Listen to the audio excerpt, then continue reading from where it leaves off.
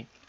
Como eu havia dito para vocês, os valores eles vão divergir dependendo da classe, tá? Dependendo da categoria profissional, ambos pertencentes à enfermagem, mas dos diferentes níveis de atuação.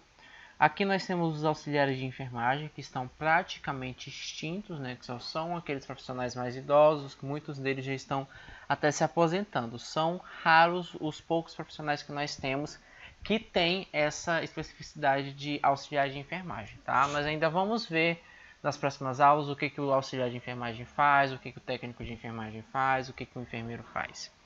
Mas enfim, em qualquer coisa, o auxiliar de enfermagem na anuidade de 2021, que eu também me informei no conselho hoje de manhã, que serão congeladas, tá? O valor vai ser o mesmo dos anos anteriores, não vai haver reajuste.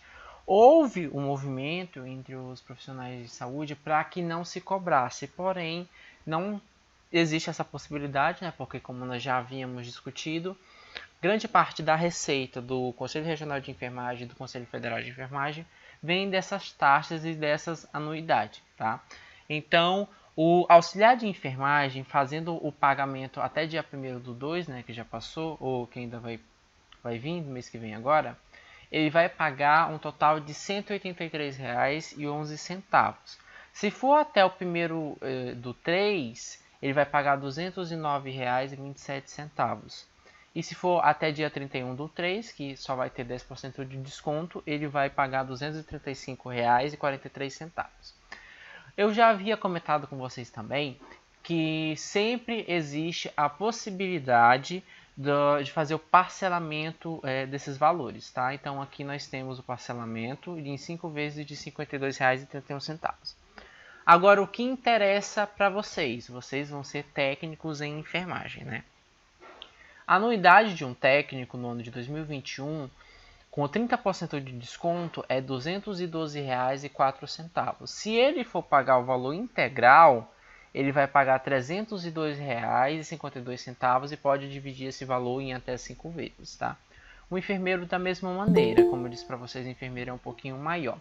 Ele vai pagar R$ 285,96 e se ele com desconto, né, de 30%, e se ele fosse pagar integral ou dividido, ele iria ter que pagar R$ 408,52. E aqui nós também temos as obstetrizes, que são as pessoas que trabalham apenas na parte de obstetrícia, tá?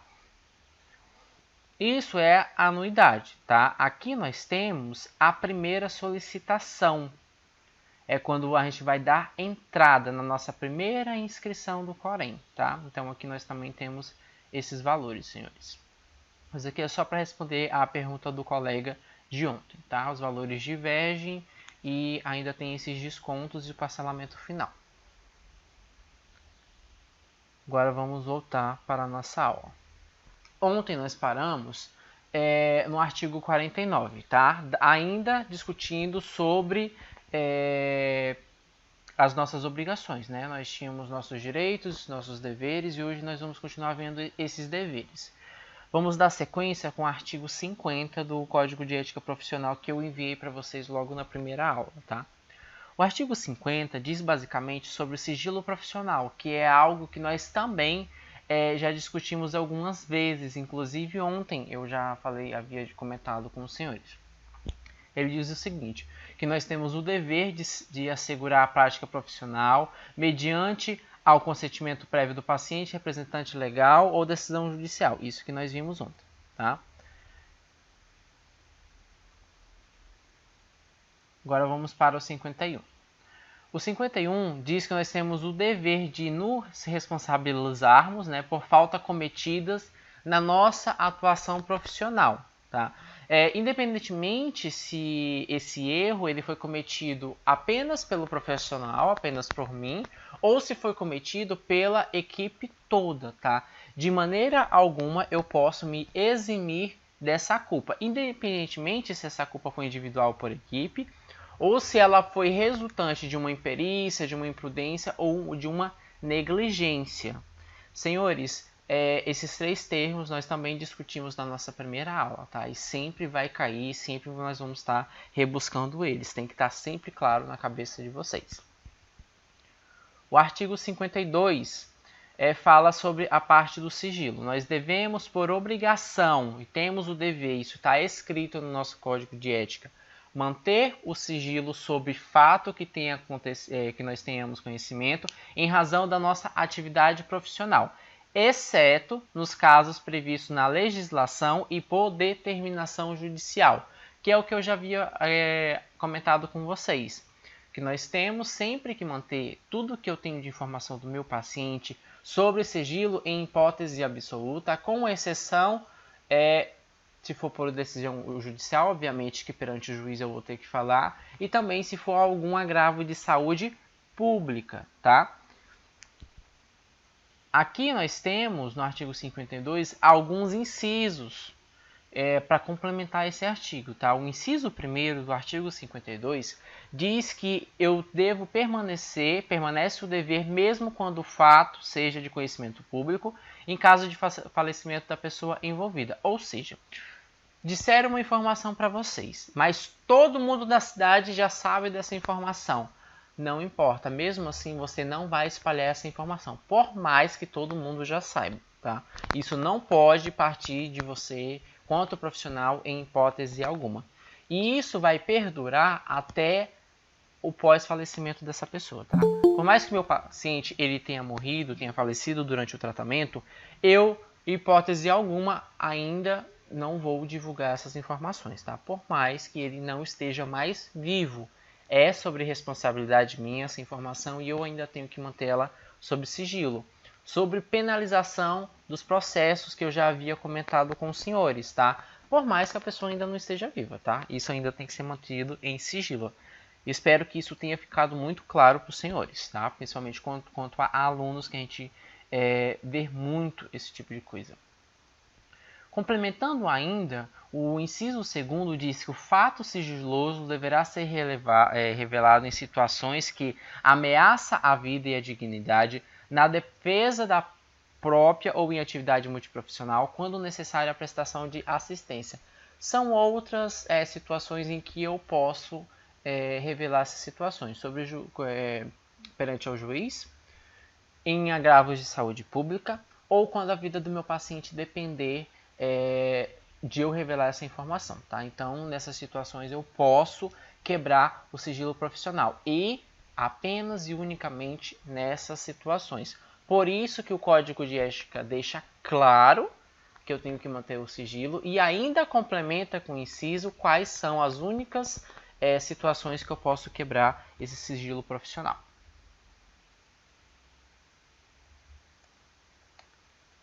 Inciso 3º, essa questão do sigilo ela é tão complicada hoje, nós estamos tendo tanto problema que o próprio Código de Ética, vocês vão perceber que tem 5 incisos só para explicar esse artigo, tá? Então vamos para o 3º agora. O profissional de enfermagem intimado como testemunha deverá comparecer perante a autoridade e, se for o caso, declarar suas razões éticas para a manutenção do sigilo profissional, né? Eu só posso quebrar o meu sigilo quando eu for intimado. E se for apenas como testemunha, meninos, eu posso dizer muitíssimo bem, se for como testemunha, obviamente, que eu não posso revelar essas informações porque eu estou sendo regido minha profissão por um código de ética que não me permite que, como testemunha, eu vaze essas informações, tá, senhores? Mas se for com ordem judicial, com uma ordem do juiz, aí sim eu tenho que fazer. Mas se for apenas o julgamento, interrogatório, eu posso ainda assim manter essas informações em sigilo. Inciso 4º. É obrigatória a comunicação externa para os órgãos de responsabilização criminal, independentemente de autorização de casos de violência contra crianças, adolescentes, idosos e pessoas incapacitadas ou sem condições de firmar consentimento, tá? Então você está tratando de um paciente e ele revela para você que ele abusou de uma criança, que ele abusou de um adolescente, que ele violentou sexualmente ou eticamente uma mulher, tá?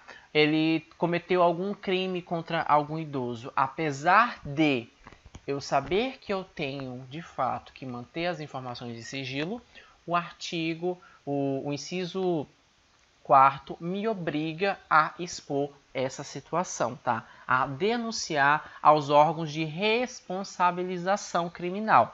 Basicamente seria a justiça ou a própria delegacia.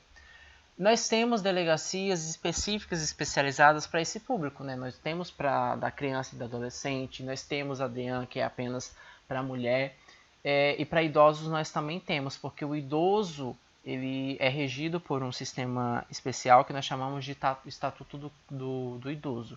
Então, qualquer crime cometido para esses públicos especificados no nosso Código de Ética, por mais que tenha sido me revelado enquanto eu estava atendendo esse paciente, mesmo assim, nessas situações eu tenho que quebrar o sigilo profissional, tá, meninos? E eu tenho que fazer as denúncias aos órgãos competentes. Aqui já é outra situação que eu posso quebrar o meu sigilo profissional.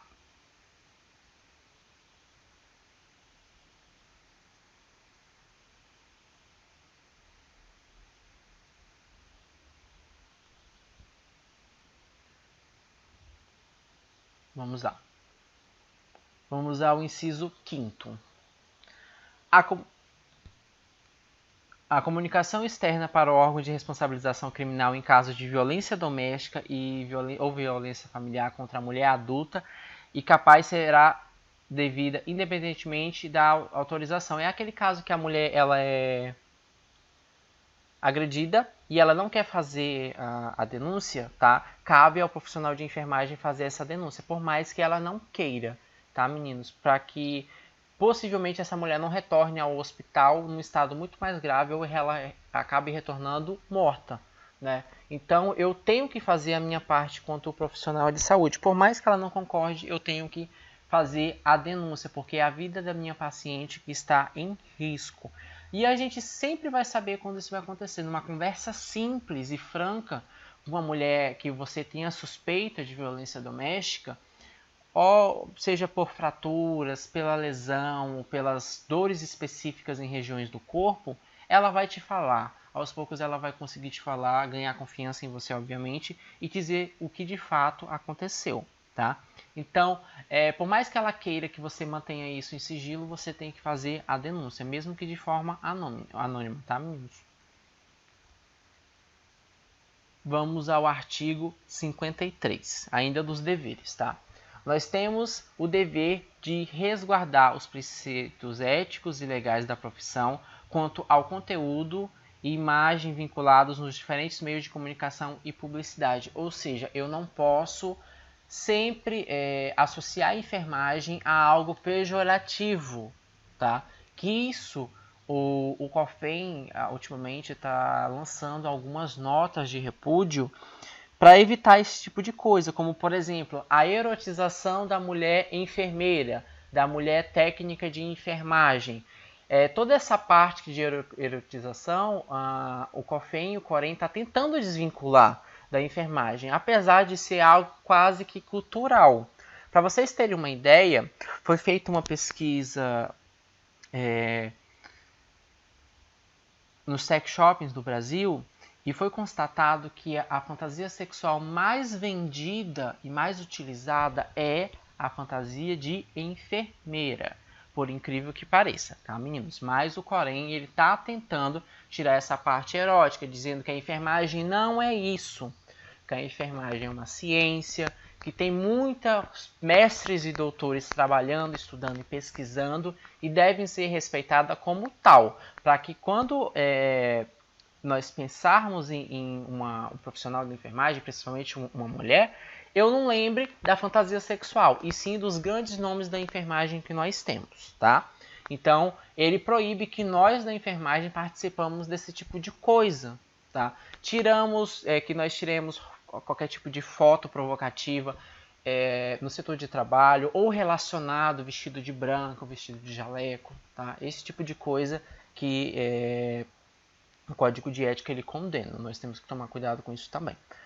De vez em quando tem essas notas de repúdio do COFEM. Vocês sabiam dessas informações, meninos? Dessa parte, vocês já tiveram contato, já viram alguma denúncia dessa? Alguma nota de repúdio do COFEM? Não? Mas foi algo que assustou muito a enfermagem, tá, meninos? Essa pesquisa que eles fizeram, por incrível que pareça. E é algo que, infelizmente, né, acontece, mas é algo que nós estamos tentando mudar o pensamento do brasileiro. Vamos ao artigo 54. Nós temos o dever de estimular e apoiar a qualificação e o aperfeiçoamento técnico-científico, ético-político, socioeducativo e cultural dos profissionais de enfermagem sobre supervisão e coordenação. Né? Toda essa parte de educação, de aprimoramento profissional, nós já havíamos discutido. Eu dei até exemplos de sites que nós podemos constantemente estar fazendo essas atualizações e esses cursos de educação continuada, tá? Posteriormente eu tenho até que enviar o link para vocês, alguns alunos me pediram para vocês poderem fazer esses cursos, especialmente os do UNASUS. E isso não é algo que, por exemplo, então eu vou continuar estudando se eu quiser. Não, o Corém, o COFEM, no Código de Ética diz que nós temos o dever e a obrigação de estar nos atualizando, tá? Isso não entra como direito, mas também entra como dever. Se você escolheu essa área, saiba que você vai estar estudando sempre.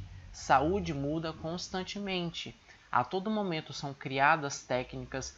Eu já falei para vocês também que o que vocês estudam hoje, talvez no final do curso nem seja mais válido, e por conta dessas atualizações. Então, a todo momento eu tenho que estar me aperfeiçoando, tá, meninos? Isso entra tanto como direito, isso também entra como dever.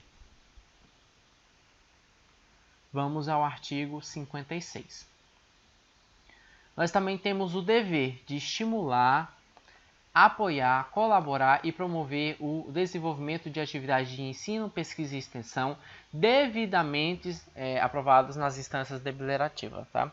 Que é basicamente aqueles núcleos de educação permanente e de aperfeiçoamento profissional que existe nos hospitais, né? O famoso NEP. Que eu também já havia comentado com vocês, que alguns hospitais já têm isso, para que os profissionais não tenham que ficar correndo atrás, né? O próprio hospital vai fornecer esse tipo de treinamento. Um dos NEPs mais atuantes que eu vejo aqui no estado do Acre é o NEP do Santa Juliana, como eu já havia dito para vocês, e nós também temos um NEP do Pronto Socorro, que constantemente eles fazem essas atualizações, mas o do Santa Juliana, de longe, é o mais organizado, tá, meninos? Artigo 57. Nós também temos o dever, obviamente, acredito que não seja segredo para os senhores, de cumprir toda a legislação vigente para a pesquisa envolvendo seres humanos, que foi o que nós havíamos discutido na nossa disciplina anterior, sobre pesquisa com seres humanos. Nós tivemos aula especificamente para isso, que todo projeto de pesquisa que envolver seres humanos tem que passar por aprovação no Comitê de Ética em Pesquisa, o famoso CEP, tá? E aqui o COFEM diz que eu também tenho o dever de respeitar tudo que for aquilo acordado no CEP, tá? Ou no NEP, que é a nível nacional. Artigo 59. Somente aceitar cargos ou atribuições quando se julgar técnica, científica e legalmente apto para o desempenho seguro para si ou para outrem. Tá? Isso é utópico. Eu tenho certeza que isso não vai acontecer com ninguém. Seria basicamente vocês se formarem, receberem uma proposta de emprego quase que irrecusável, você analisar essa proposta e ver que eu não sei, não domino muito bem essa área, não domino muito bem desse assunto e recusar essa proposta de emprego. Isso não vai acontecer nunca, principalmente com recém-formados, tá? Mas o Código de Ética diz que nós temos o dever, que toda vez que eu receber uma proposta, eu tenho que avaliar se eu estou apto, se eu tenho competência técnica para desenvolver aquela atividade. Se não, eu tenho por preceito ético recusar essa proposta, tá? O que os senhores acreditam? Que isso acontece ou não? Ou a gente de fato fica olhando? Se eu não sei, eu não vou fazer e eu não vou aceitar a proposta de emprego. Ou eu vou não sabendo do mesmo jeito?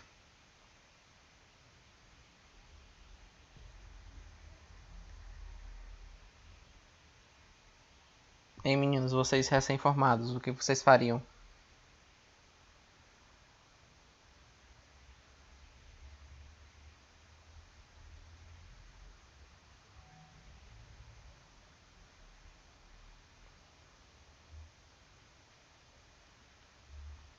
Vou dar sequência então.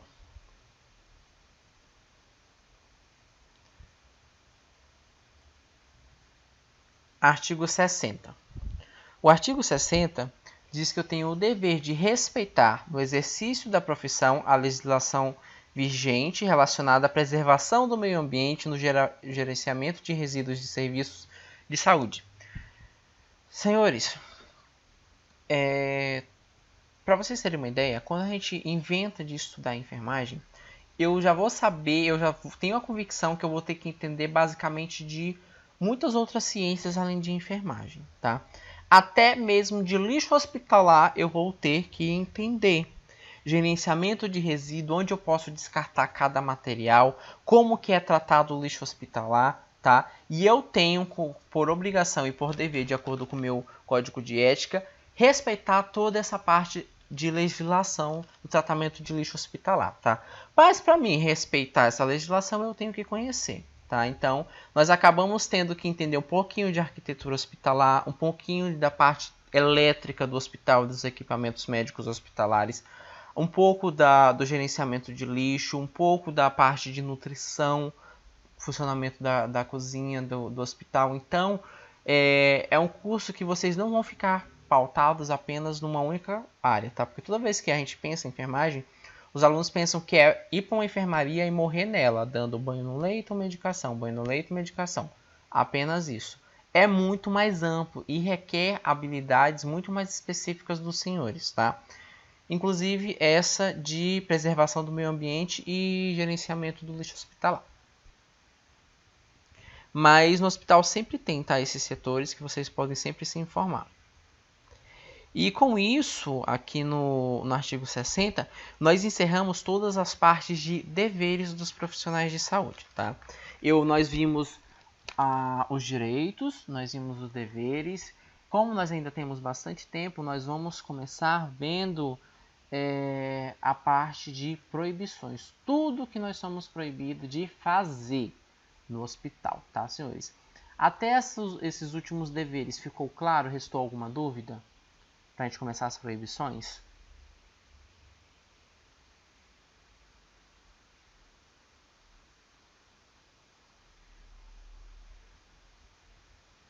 Perfeito. Vamos agora para as proibições, tá? O capítulo 3. Acredito que a gente consiga ver ele quase todo na aula de hoje, para a gente conseguir encerrar esse código de ética, que nós temos muitos artigos ainda para ver, tá? Vamos ver agora as proibições. Proibições começa com o artigo 61. O artigo 61 é que eu sou proibido de executar ou determinar qualquer ato que seja contrário ao Código de Ética e à legislação que disciplina o exercício da enfermagem. Obviamente, se eu tenho um Código de Ética para seguir, que eu sei que eu tenho que seguir ele, eu sou proibido de fazer qualquer coisa contrária ao que está escrito nele, tá, senhores? Então, por isso que nós estamos vendo tudo que vocês podem fazer e o que vocês não podem. O artigo 62 diz que eu sou proibido também de executar qualquer atividade que não seja da sua competência técnica, científica, ética e legal, ou que não ofereça segurança ao profissional, à família, à pessoa e à coletividade, tá? É aqueles casos que eu falei para vocês. Vocês têm que saber de mente o que o técnico de enfermagem tem que fazer e o que o enfermeiro tem que fazer.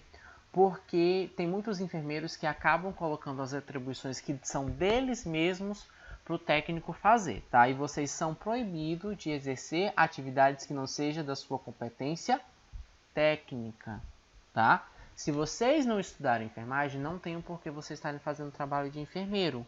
Mas para vocês saberem disso, vocês têm que saber o que um técnico de enfermagem pode fazer, tá, meninos? Outro agravante que nós temos aqui, que eu já falei para vocês, são técnicos que fazem um curso superior e eles querem fazerem os procedimentos do curso superior, mas eles estão alocados, estão contratados no hospital como um técnico, tá? Eles também são proibidos de atuarem como enfermeiros. E também para vocês não aceitarem qualquer coisa que o enfermeiro disser para vocês, tá, meninos? Vocês têm que saber até onde vocês podem ir.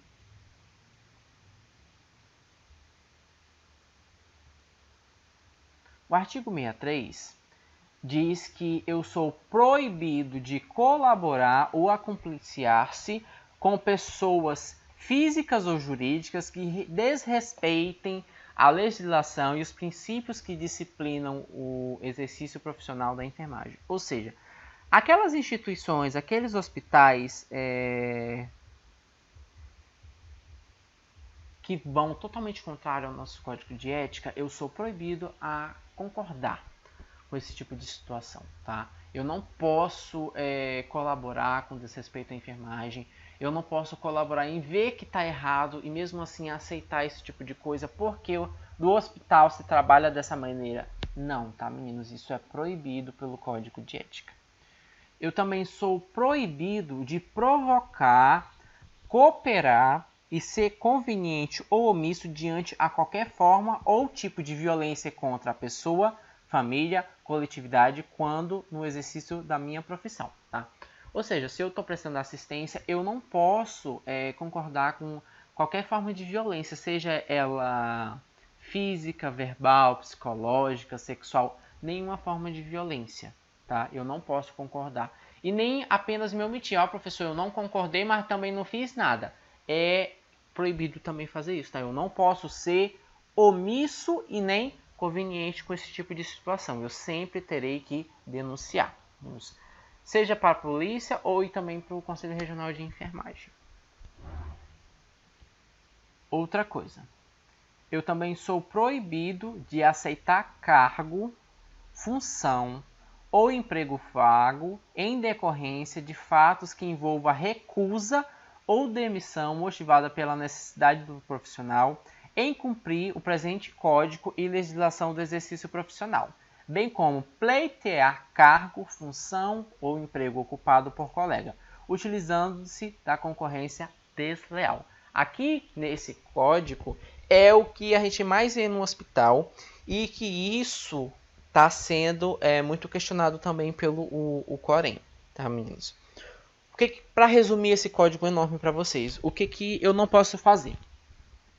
Se um colega meu ou algum conhecido meu foi demitido do emprego dele, foi desligado do quadro de funcionários de um hospital privado, ou ele foi devolvido para a Secretaria Estadual Municipal de Saúde, por simplesmente querer cumprir o código de ética, eu não devo ficar ou aceitar o cargo dele, porque eu já tenho ciência que aquele hospital, aquele cargo, eu não poderei cumprir o código de ética. E nós sabemos que nós somos obrigados a cumprir esse código de ética, tá? Se o hospital não respeita, eu não posso aceitar esse tipo de trabalho.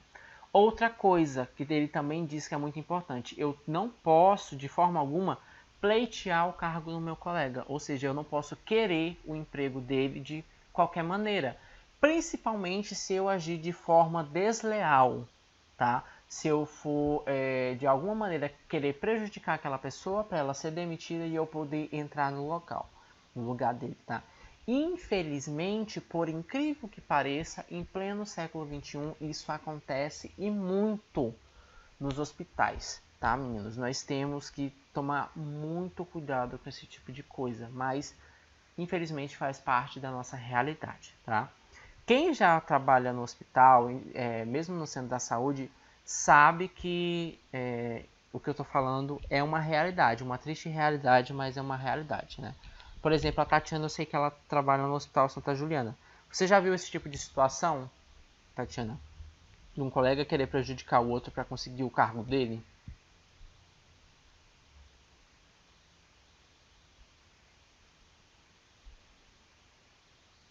Não? Mas vai ter, eu te garanto que você vai ver, tá? Não precisa ser nem da saúde, qualquer cargo hospitalar vocês vão ver, tá? Enfermeiro querendo cargo do outro enfermeiro, técnico querendo cargo do enfermeiro, é uma confusão. Isso é proibido, tá? Pelo nosso código de ética. Artigo 66. Eu sou proibido de permitir que o meu nome conste no quadro de pessoal de qualquer instituição ou estabelecimento congênere, quando nessas não exercer as funções de enfermagem estabelecidas na legislação, tá? Eu não posso ser vinculado a uma empresa como enfermeiro se eu não estiver fazendo trabalho de enfermeiro, tá? Se, por exemplo, lá está escrito que eu estou contratado como enfermeiro, mas eu estou na recepção do hospital, eu tenho que ser contratado como recepcionista, não como enfermeiro, tá, meninos? Nós temos que tomar cuidado com isso, que já houve algumas instituições que foram penalizadas por esse tipo de coisa também. Por mais que o recepcionista seja formado em enfermagem, tá? Mas lá ele não está desempenhando o papel da enfermagem, sim outro cargo, senhores. Artigo 68. Eu tenho que valer-se, quando no exercício da profissão, de mecanismo de coação, omissão ou suborno com pessoas físicas ou jurídicas para conseguir qualquer outro tipo de vantagem. Seria o básico, né? Eu não posso aceitar, ou eu não posso aceitar suborno, e eu também não posso subornar e nem ser coagido para me aceitar qualquer tipo de vantagem dentro do hospital, tá, meninos? E eu também não posso compactuar. Se eu sei que fulano de tal conseguiu o emprego dele por suborno ou por qualquer outro meio que não seja um meio legal, eu também tenho que fazer a denúncia, principalmente se isso for na esfera pública, tá, meninos? Porque o cargo que aquela pessoa ocupou de maneira desonesta é o cargo que está faltando de fato por um profissional qualificado poder entrar, tá? Então, fiquem atentos a esse tipo de situação também.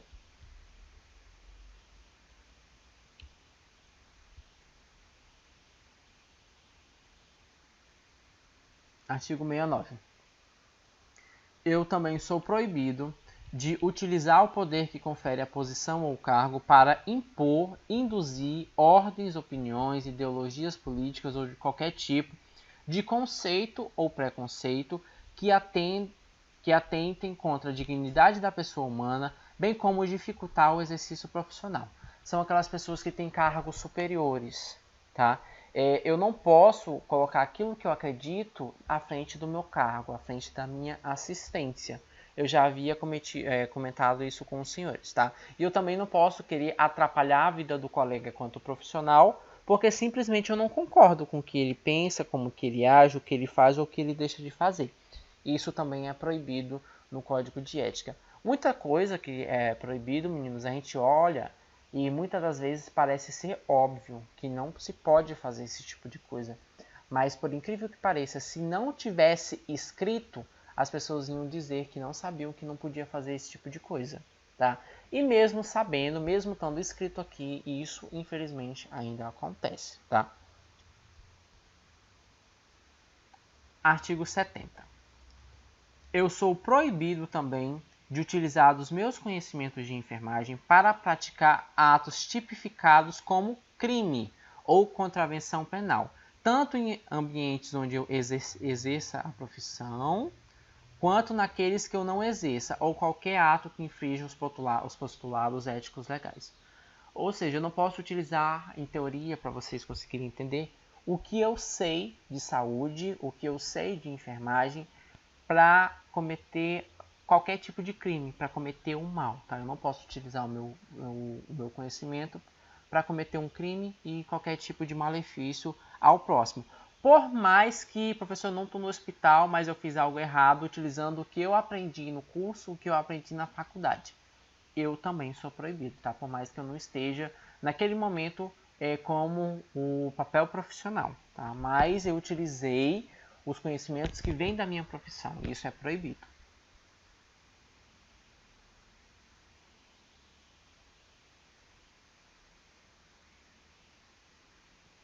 Artigo 71.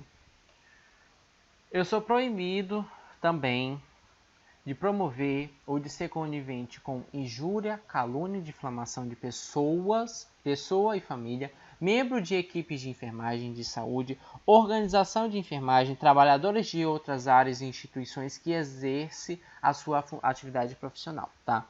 Isso, meninos, vale processo civil, tá? Injúria e difamação dá muito processo, não apenas um processo ético, senhores. Então, vocês já sabem que vocês são proibidos de fazer esse tipo de coisa, né? Calúnia, difamação é fatal. Por incrível que pareça, o maior número de denúncias que o Corém recebe é só de calúnia e difamação, de profissional falando mal de profissional, profissional falando mal do gestor, e esse tipo de coisa que o Corém está tendo que ser meio que babado os profissionais no hospital. Que a pessoa é formada, a pessoa está trabalhando, está cuidando de vida, mas é pior do que criança. E o Corém tem que ir lá falar que isso não pode, que não deve, que é passível de penalização, que isso é passível de processo, que é proibido no código de ética, sendo que isso já devia estar claro na cabeça das pessoas, né? Mas infelizmente o Corém teve que colocar isso aqui junto com o COFEN, tá?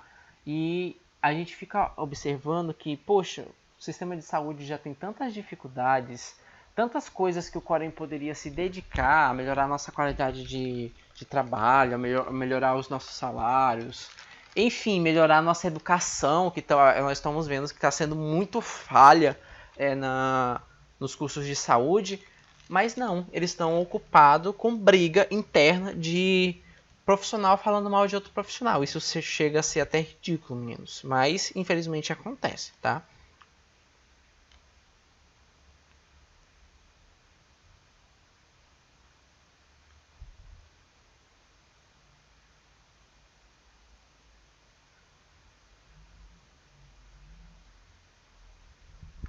Vamos ao artigo 7.2. Eu também sou proibido de praticar ou ser conveniente com qualquer tipo de crime, né? Esse aqui já foi. Que artigo 7.3. Eu sou proibido por lei e pelo Corém, pelo COFEN, de provocar aborto ou cooperar com a prática destinada a interromper a gestação, exceto nos casos permitidos pela legislação, tá? Aborto no Brasil, apesar de ter vários movimentos a favor do aborto, tem gente que é a favor, tem gente que é contra. Esse assunto entra em bioética, que nós vamos posteriormente discutir um pouquinho sobre ele. Por mais que tenha todo esse movimento no moderno, né? No Brasil, por lei, ainda é proibido. Eu digo ainda porque isso pode ser mudado ou pode permanecer também, tá? Porque tem muitos países que já mudaram a legislação. Mas, por hora, é proibido e é crime aborto no Brasil, tá? Então, eu, como profissional de saúde, sou proibido de provocar ou cooperar para essas práticas aqui no Brasil. Exceto quando for algum caso previsto em lei. Porque mesmo o aborto sendo proibido no Brasil, ainda tem casos específicos que ele é permitido, tá? Geralmente é quando a gravidez foi resultante de uma violência sexual, quando a gestação oferece risco de vida para a mãe, risco iminente de morte para a mãe, também é permitido por lei, tá? Fora esses casos que são permitidos por lei, nós somos proibidos, tá? E mesmo quando for permitido por lei, não é feito de qualquer maneira, tá? Tem todo um protocolo a ter seguido. E nos próximos artigos, vocês vão ver que eu também tenho o direito de me eximir desse procedimento, se eu não concordar ou não me sentir capaz de fazer ele, tá? Professor, ou eu não jamais iria participar ou ajudar uma mulher a fazer aborto, porque isso vai contra a tudo que eu acredito e eu não conseguiria fazer. Tudo bem, por mais que seja previsto em lei, você pode se eximir dessa responsabilidade, tá? Você não precisa fazer, de acordo com o nosso código de ética, tá, meninos? Mas nós somos proibidos de, fora nessas situações, de provocar ou cooperar com esses abortos, tá? Utilizar todos os nossos conhecimentos de saúde para provocar um aborto, isso é proibido.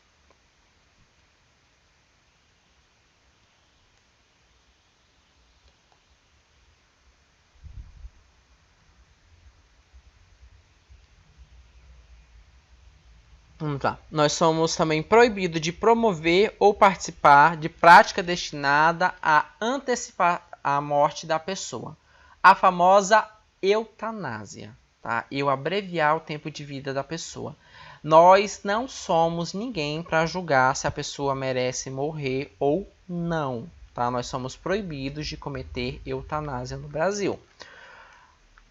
Muitas pessoas falam, mas professor, quando a gente, por exemplo, está na equipe de saúde e a família concorda em desligar os aparelhos, tá? É totalmente diferente quando eu tenho uma pessoa em estado de coma vegetativo ou em morte encefálica que isso foi protocolada, foi diagnosticada por médicos, e não é apenas um médico, tá? São vários médicos. Isso foi discutido em uma equipe multiprofissional com vários profissionais da enfermagem, da psicologia, fisioterapia, da medicina, conversaram com a família e entraram num consenso, tá? É totalmente diferente de eu falar, olha, essa pessoa está realmente sofrendo muito e eu vou desligar esse aparelho, eu vou desligar essa medicação, eu vou desligar esse equipamento para acabar com o sofrimento dela, tá? Isso é crime, senhores. Eutanásia não é permitida no Brasil também, tá? Em alguns países ela é permitida. Nós também vamos ter uma aula onde nós vamos discutir sobre aborto, sobre eutanásia bem direitinho, tá? Mas no nosso código de ética diz que nós somos proibidos a cometer essas práticas.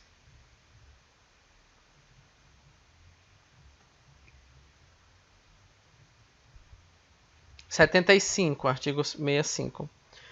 Nós somos proibidos também, por incrível que pareça, eles tiveram que escrever isso, de praticar ato cirúrgico. Ou seja, técnico de enfermagem e enfermeiro é proibido de fazer cirurgia. De assumir o papel do cirurgião, tá? Isso, infelizmente, teve que escrever. É incrível como que teve gente que queria fazer cirurgia sem nunca ter estudado cirurgia na vida. Mas ainda deixa claro que, exceto nas situações de urgência e emergência ou aquelas expressamente autorizadas na legislação, desde que possua a competência técnica científica necessária. Ou seja, nós somos proibidos de fazer cirurgia, mas na urgência e emergência, se for o jeito e eu souber fazer, eu vou poder fazer porque eu vou estar amparado por lei. Imagina, a pessoa está com o abdômen aberto e eu sei fechar, sei fazer uma sutura, o médico cirurgião tem um infarto, cai no seu pé, não tem mais nenhum médico no hospital, tá aquele caos, tá de madrugada, não tem como chamar outro, e aí você vai deixar o paciente com o abdômen aberto. Se você souber fechar, você pode fechar, tá? Mas nós somos proibidos de simplesmente querer chegar lá e fazer o procedimento cirúrgico. Nós não temos formação nessa área, tá, meninos? Mas em urgência e emergência eu posso fazer. Para falar assim que nós não fazemos nada de cirúrgico, o enfermeiro, apenas o enfermeiro, ele é autorizado a fazer a... Vocês já ouviram falar de episiotomia e episiografia? Alguém já ouviu falar esses termos? Episiotomia e episiografia? Não? Vocês vão ver isso bem direitinho em Saúde da Mulher. Hoje não é mais tão utilizado, tá, meninos? Mas até um tempo atrás, na obstetrícia, quando a mulher ia ter um parto normal e via-se que ela não tinha passagem, faziam tipo um piquezinho no lado da vagina dela.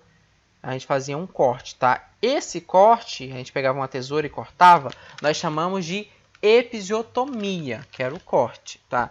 Depois que o bebê saía, eu não podia deixar aquele corte, né? Eu tinha que suturar. Então, o enfermeiro obstetra tem que ter até especialização para fazer isso. Ele ia suturar, ele ia costurar aquele corte, e essa sutura, essa costura, nós chamamos de episiografia, tá? Então, episiotomia e episiografia é permitido pelo Corém, desde que seja feita por um enfermeiro obstetra, tá? Mas cirurgia não. O mais próximo que nós chegamos de cirurgia era isso. Artigo 76. Nós somos proibidos, e acredito que seja de conhecimento de vocês, de negar assistência de enfermagem em situações de urgência, emergência, epidemia, desastre, catástrofe, desde que não ofereça risco à integridade física do profissional, tá? Vocês sabem, vocês não podem negar socorro para ninguém, mesmo como aluno, tá? Vocês já não podem negar nenhum tipo de socorro. Quando vocês se formarem em ter registro profissional, menos ainda. Se pelo menos sonhar que você passou por uma cena de calamidade pública, que você passou por uma cena de acidente, eu estava atrasado e não parei para socorrer, você vai ser processado, você pode até perder o seu registro, tá? Não se nega socorro, principalmente depois de formado e ter o registro profissional. Nós já cansamos quantos enfermeiros e quantos técnicos de enfermagem a caminho do trabalho, vimos um acidente, nós tivemos que parar e socorrer a pessoa até o SAMU chegar para depois continuar o nosso caminho até o plantão, tá? vocês vão ouvir muitas dessas histórias. Isso já aconteceu com quase todo mundo da saúde, tá, meninos? E antes mesmo de se formar, a gente já passa por isso também.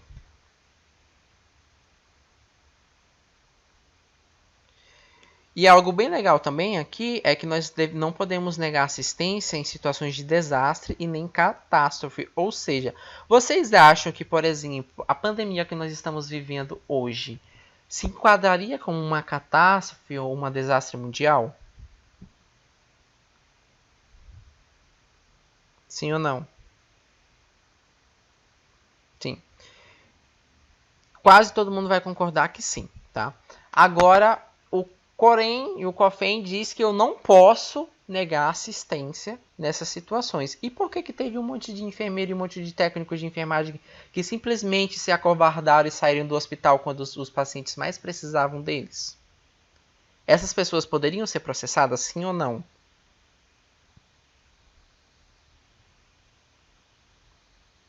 O que vocês acham, meninos?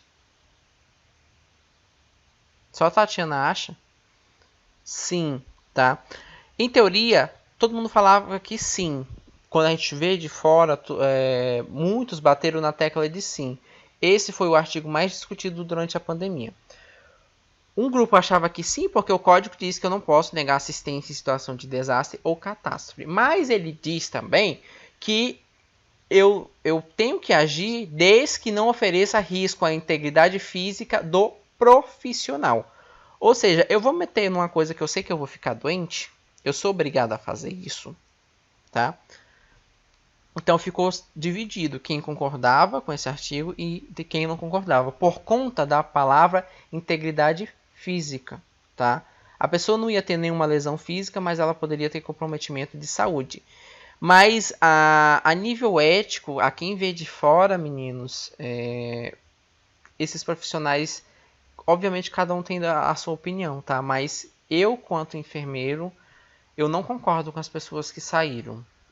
Quando mais nós precisávamos, eles saíram. Até mesmo os alunos, sério, foram os primeiros a vazarem. Então daí a gente já vê, quando nós precisarmos de novo da enfermagem, qual vai ser o público que nós vamos ter para atender essas pessoas, tá? Obviamente que ninguém é obrigado de colocar a sua vida em risco, tá? Mas era uma situação delicada que precisavam da enfermagem. E mais do que nunca, obviamente que teve muitas coisas ruins na pandemia, mas mais do que nunca a enfermagem ganhou tanta evidência. Nunca o mundo olhou para a enfermagem da maneira que está olhando agora, tá?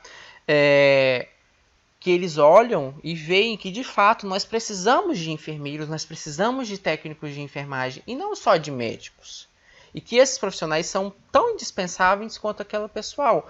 Quanto o pessoal da limpeza, o pessoal da administração, todos são necessários para enfrentamento da situação que nós estamos vivendo. Tá?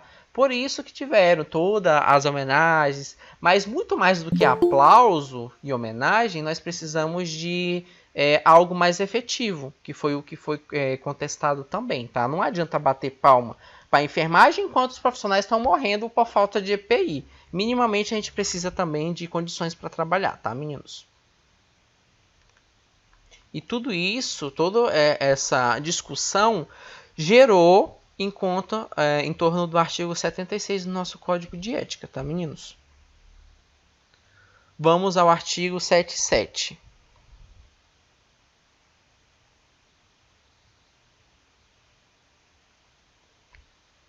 O artigo 77 diz que eu sou proibido de executar procedimentos ou participar de assistência de saúde sem o consentimento formal da pessoa ou do seu representante legal, responsável legal, né? Exceto em risco iminente de morte. Ou seja, eu não posso forçar o meu paciente a aceitar um tratamento, um medicamento ou qualquer tipo de procedimento. Ele tem o direito de falar que ele não quer e eu respeitar o fato dele não quer. E não fazer, obviamente, tá? Exceto quando houver risco iminente de morte. Se ele estiver falando que não quer a medicação, que não quer o procedimento, e eu ver que ele vai morrer, que a vida dele está por um fio, não importa. Vocês vão fazer da mesma maneira, tá? Por mais que vocês sejam processados depois. o código de ética vai amparar vocês, o Corém também vai amparar vocês para fazer a defesa dos senhores, tá? Mas em situações de risco iminente de morte, por mais que a pessoa não consinta e nem ou o representante legal ou os familiares não aceitem, a vida sempre vai estar em primeiro lugar na assistência de enfermagem, tá? Então, nessas situações, eu devo sim fazer, tá? Isso já aconteceu, por exemplo, daquelas pessoas que eu lembro na época da faculdade, uma paciente que ela era testemunha de Jeová, que por critério religioso, eles são proibidos e assim não podem, né, tomar sangue. Eles não podem ter nenhum tipo de hemotransfusão ou hemocomponente, nada do tipo. E chegou uma paciente com hemorragia muito severa no trauma, que se ela não hemotransfudisse, ela iria morrer, tá? Pelo risco iminente de morte, por mais que ela dissesse que não, os familiares disseram que ele era da testemunha de Jeová, que a família toda era, e que não ia aceitar e iria processar se os profissionais, o enfermeiro, o técnico e o médico fizessem uma transfusão. Quando foi olhado, de fato precisava e foi feito, tá? Por mais que depois eles fossem processados, a salvar a vida sempre vai estar na prioridade. Nessas situações, tá, meninos? Eu também não posso utilizar isso para tudo. Se meu paciente estiver bem ou tiver mais ou menos assim, instável e falar que não quer determinado medicamento, procedimento ou intervenção, eu respeito a vontade dele. Se a vida dele estiver em jogo, em risco, aí eu tenho que desrespeitar essa vontade, tá? Artigo 78, que é o que vocês mais fazem e é o que eu mais reprovo aluno em estágio. E vocês viram em farmacologia. Vocês estudaram farmacologia, essa turma? Já, meninos? Já? A professora de farmacologia foi a Vanessa, né? Isso, perfeito. Eu tenho certeza que ela disse. A Vanessa disse para vocês que vocês são proibidos de administrar medicamentos sem conhecer a indicação, para que serve aquele medicamento, a ação da droga, a via de administração, os riscos dessa droga e respeitar os graus de formação do profissional, tá? Se você não sabe para que serve, o que pode ter de reação adversa, de efeito colateral, ou a via de administração, ou simplesmente não sabe administrar aquele medicamento, vocês são proibidos de administrar. Não importa se você está com o medicamento na mão, tá com a receita na outra. Lá tá dizendo que eu só tenho que colocar tanto de água destilada e eu tenho que administrar aquele medicamento por via endovenosa. Se você não souber para que serve, não administrem, tá? Vocês vão ser processados e vocês também vão ser reprovados quanto aluno. Recentemente, para vocês terem uma ideia, teve uma menina, uma colega de vocês, que estava em estágio comigo de urgência e emergência, e dentro na emergência, o paciente estava descompensando, né? Ela estava com hipoglicemia severa e tinha que fazer reposição de glicose hipertônica, aquelas ampolas de 50% que a Vanessa mostrou para vocês. Tinha que ser em bolas e tinha que ser muito rápido, porque senão o paciente ia estar em coma glicêmico na frente dela. Daí eu pedi, por ser urgência e emergência, né? Falei para ela administrar, aspirar 5 ampolas e administrar. E ela fez, ela administrou, foi lá. Daí eu perguntei para ela o que ela estava administrando. Daí ela me respondeu, pasmem, ela me respondeu que ela estava administrando água destilada. Mas eu tinha certeza que era glicose porque fui eu que separei e eu que estava de olho, eu vi ela aspirando e também vi ela administrando. Então eu tinha certeza que era glicose, mas ela me respondeu água destilada. Isso é passivo de reprovação na hora. Eu mandei ela ir para casa, voltar para estudar farmacologia, tá, meninos? Não se administra nada sem vocês saberem para que serve ou sem vocês lerem antes minimamente, tá? Tomem muito cuidado com isso, porque vocês fizeram farmacologia e vocês vão ser uma enciclopédia de medicamentos? Não, vocês vão aprender com o tempo. Não é pecado vocês andarem com um dicionário de medicamentos, um aplicativo de celular, que tem vários aplicativos disponíveis gratuitamente de medicamentos para vocês levarem para o estágio de farmacologia. Não sabe para que serve a droga? Pesquisa para vocês poderem administrar, tá? Mas se vocês administrarem sem saber, vocês podem ser reprovados. Eu digo isso porque, por vocês terem feito farmacologia, vocês já estão aptos a fazer um estágio também, tá? A qualquer momento já vai ser organizado o estágio dos senhores, então tomem muito cuidado com isso.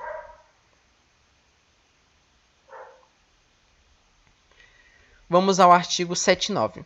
Nós somos proibidos de prescrever medicamentos que não estejam estabelecidos em programas de saúde pública ou em rotina aprovada em instituição de saúde, exceto em urgência e emergência, novamente. Tá? Ou seja, eu não posso prescrever medicamentos. Existe o programa de saúde da família, um posto de saúde, que os enfermeiros eles são permitidos a prescrever. Nós podemos prescrever medicamentos. Porém, mesmo lá, tem uma lista de medicamentos que eu posso prescrever. Eu não posso fugir daquela lista, tá? Se eu colocar qualquer medicamento que não esteja naquela lista, eu estou cometendo um crime, que é exercício ilegal da medicina. Que quem faz essas prescrições é sempre o médico, né? Mas se tiver na lista aqueles medicamentos, eu como enfermeiro posso prescrever. Por exemplo, quem aqui já fez pré-natal alguma vez na vida? Alguém aqui já fez pré-natal? Já teve filho? Teve que fazer pré-natal com enfermeira? Com enfermeiro? Quando vocês faziam pré-natal, o enfermeiro não prescreviam para você ácido fólico, sulfato ferroso, Dramin, esse tipo de coisa? Não era ele que prescrevia? Ou era o médico? Ele mesmo, né? Então, essas medicações fazem parte dessa lista de medicamentos que eu estou falando para vocês, que o enfermeiro pode prescrever. Então, pode naturalmente prescrever. Agora, as meninas que já fizeram PCCU, quando vocês forem fazer a coleta de PCCU com a enfermeira ou com o enfermeiro, ela não prescreveu para vocês cetoconazol, albendazol, pomada vaginal? Alguma vez? Não foi o enfermeiro também? Então, nessas situações, o enfermeiro também prescreve. Tá? Então, técnico de enfermagem não prescreve, mas o enfermeiro prescreve em situação específica. Porém, em urgência e emergência, nós podemos administrar medicamentos sem serem prescritos, se isso for para salvar a vida do paciente. Tá? Mas tomem muito cuidado com isso, tá? Porque por mais que eu administre, depois eu tenho que pedir para um médico prescrever. E tem médico que existem profissionais e profissionais que vão falar simplesmente que não vão prescrever e você vai ficar naquele embate, tá? Porque você administrou, mas você precisa da prescrição. Tomem muito cuidado com isso. Nós temos conhecimento de uma enfermeira alguns anos atrás que ela teve estava na enfermaria, no transporte da enfermaria para o transporte aéreo, tá? Um paciente. E no meio desse transporte, o paciente dela parou. Ele teve uma parada cardiorrespiratória. Ela começou as manobras de ressuscitação junto com o técnico, deixou o técnico lá, foi atrás do médico, não achou médico em canto nenhum do hospital. O médico responsável, né, por aquele paciente, e ela abriu o carrinho de emergência e disse: pode colocar adrenalina, pode chocar o paciente, porque nós temos formação para isso, tá? E o paciente voltou, graças a Deus o paciente voltou. E depois o médico chegou bem pleno e perguntou o que havia acontecido. Ela explicou para ele que ela administrou tais drogas, que teve que chocar ele, que ele entrou em PCR, e ela fez isso, protocolo de emergência, tá? Daí, se foi mesmo que você fez isso, ele foi lá no Conselho Regional de Medicina e denunciou ela por exercício ilegal da medicina, porque segundo ele estava no hospital, ela que não procurou direito, tá? Então tome muito cuidado. E mesmo se não encontrasse ele, gente, é um hospital, não é possível que não tenha um médico. Fale lá, doutor, pelo amor de Deus, vem aqui que o paciente está parado, só para o senhor ir falando as drogas que tem que ser administrada ou para prescrever as drogas que eu coloquei dentro do paciente, para ele sobreviver. Mesmo em urgência e emergência, o código de ética prevendo que eu posso administrar, que eu posso prescrever, eu ainda tenho que fazer isso com cautela, tá, meninos? Tomem cuidado.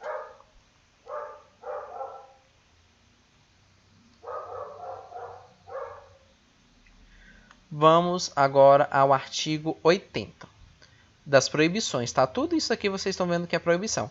Vocês conseguiram notar uma coisa bem interessante? Que no nosso código de ética nós temos muito mais proibição, muito mais dever do que direito? Ou vocês não conseguiram notar isso? Deu para notar?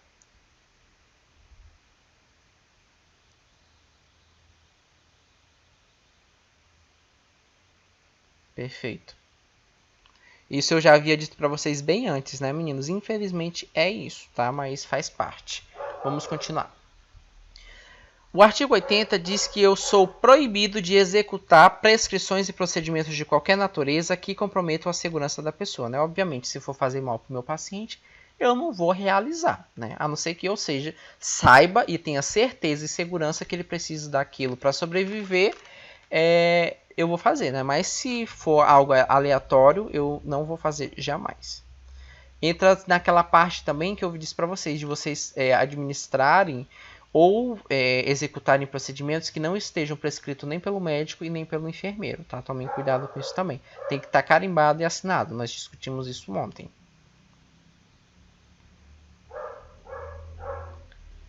Artigo 81 das proibições. Nós somos proibidos de prestar serviço que, por sua natureza, competem a outro profissional, exceto em caso de emergência ou que estiverem expressamente autorizados na legislação vigente. Ou seja, eu não posso fazer trabalho de médico, médico, por incrível que pareça, não pode fazer trabalho de enfermeiro e nem técnico de enfermagem fazer trabalho de enfermeiro. Eu já vi os médicos fazerem a prescrição médica, né, todos os medicamentos, tudo direitinho, e lá no final ele colocar realizar curativo, realizar a mudança de decúbito, realizar isso, realizar aquilo. Senhores, isso é cuidado. Quem prescreve cuidado é o enfermeiro. Quem implementa esses cuidados é o técnico em enfermagem. Eu poderia muito bem processar esse médico por exercício ilegal da enfermagem. Eles não processam a gente por exercício ilegal da medicina? Isso pode ser feito também ao contrário, tá, meninos? Fiquem atentos a essas situações. Mas chega a ser até engraçado, né? Exercício ilegal da enfermagem por um médico.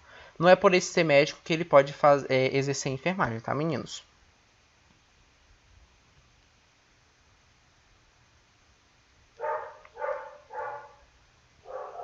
Vamos ao artigo 82. Eu sou proibido de colaborar direta ou indiretamente com outros profissionais de saúde ou áreas vinculadas nos descumprimento da legislação referente ao transplante de órgão, tecido, esterilização humana, reprodução assistida ou manipulação genética, tá? Ou seja, eu não posso furar a fila, eu não posso, por exemplo,